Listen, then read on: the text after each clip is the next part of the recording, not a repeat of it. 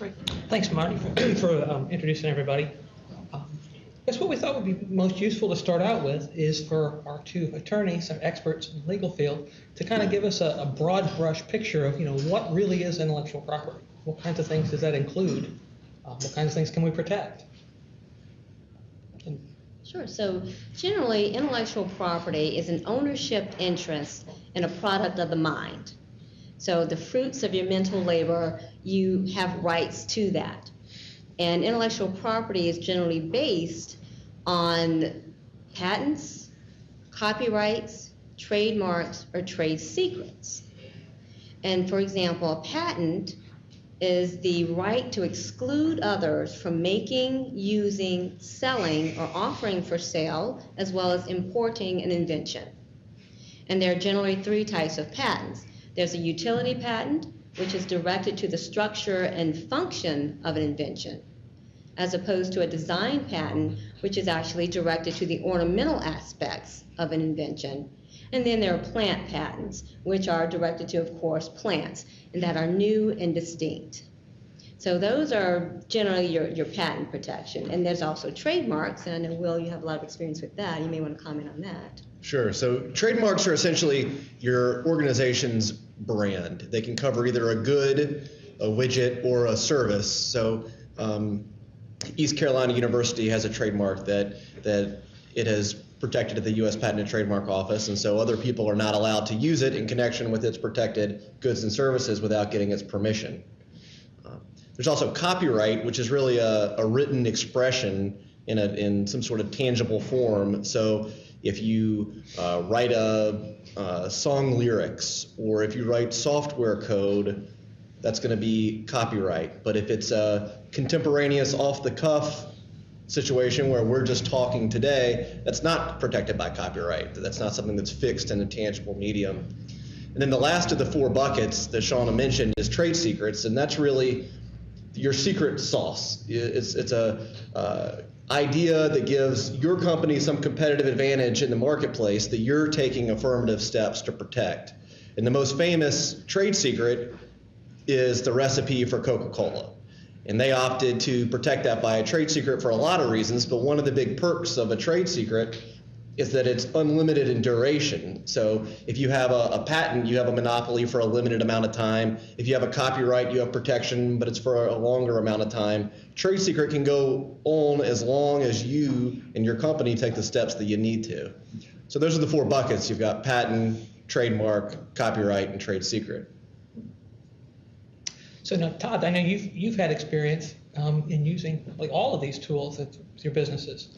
Do you have anything you can comment on, the different aspects of why you would want to use one or another? Wow. The last company I created, which is, we just licensed XComp to AAL in Atlanta. What I've found I've done, we filed 19 patents between when I did Vital Source and XComp and that kind of stuff. You start by, what I found is you come up with the mental idea or the intellectual concept, or what was the term you used in terms of the product of your brain. And the more important thing is to write it down, get it in some type of structure, and then create the time that you did it. So even before you decide whether you're trademarking, whatever it is, you want to, in a certain way, tag, this is when I've actually formulated the entire intellectual idea. Then you start figuring out what the best copyright or the best protection is. First, you have to circumscribe the concept, but that date is incredibly important to you. So when I did Vital Source, we did that. We recorded a video and actually put it in a lockbox with a date associated with it. And that date, even though we had not written formal documents, applied for patents, done anything, it served as the benchmark of when that thought process had come to bear.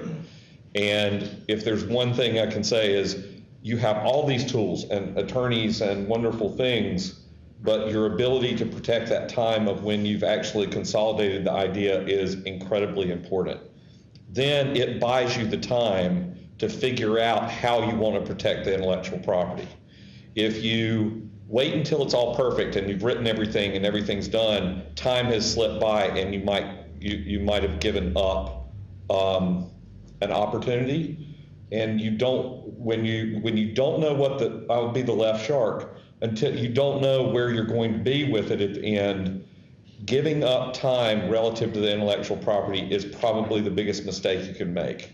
So while you're figuring out whether somebody else has done it, whether there's a patent by somebody else, you better benchmark when you did it and then let the processes take place. Does that help? So it sounds like we're talking a little bit more about patents in general. What do I need to have before I can file a patent application? Or what do I, is it just the idea? When do I have to have a working invention, or? Very good questions. So you have to have an idea, of course, but you need to have a complete and operative invention. And when we say operative, you don't necessarily have to make it, but you have to have enabled it. That is, for someone, one of your colleagues or your peers, one of skill in the art, to understand that you are in possession of that invention. That is, you have described that invention well enough that they can go and make and use that invention without undue experimentation because you have described it. So that's when you are deemed to have an invention.